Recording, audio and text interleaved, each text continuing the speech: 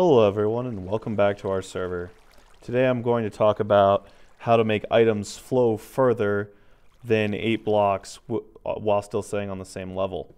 Some of the more astute observers from last time pointed out that, hey, the items are flowing further here than they should normally be, but they don't look like, they're falling any further. And that's because I've used a little trick where you can push items up against one wall and get them to flow over a pressure plate. Now I'm going to show you that over in creative mode.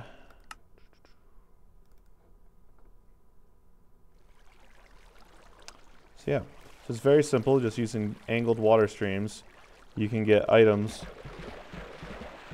to get pushed up against one wall.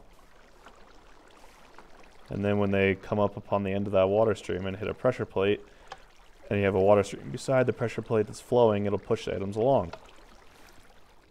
Now this depends entirely on what axis your water is flowing on.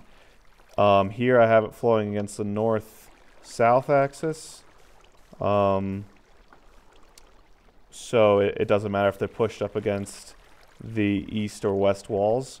But if you have it flowing on an east-west axis like this, it does matter. It has to be pushed up along the north wall or the west wall, whichever way you're thinking about making it flow.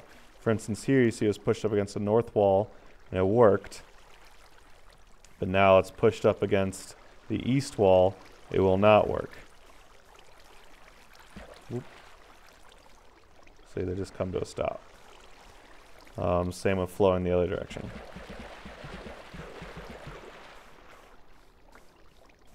It'll work when it's pushed up against the north wall,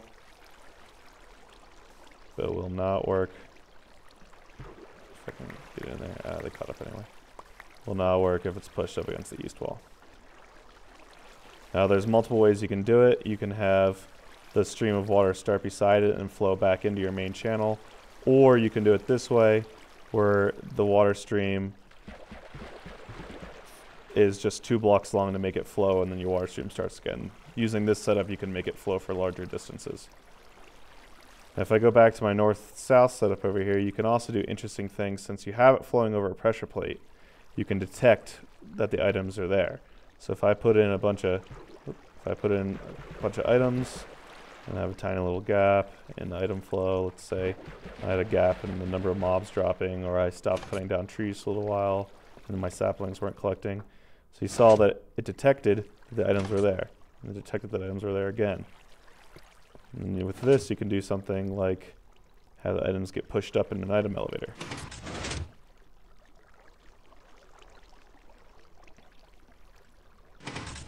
Pretty simple.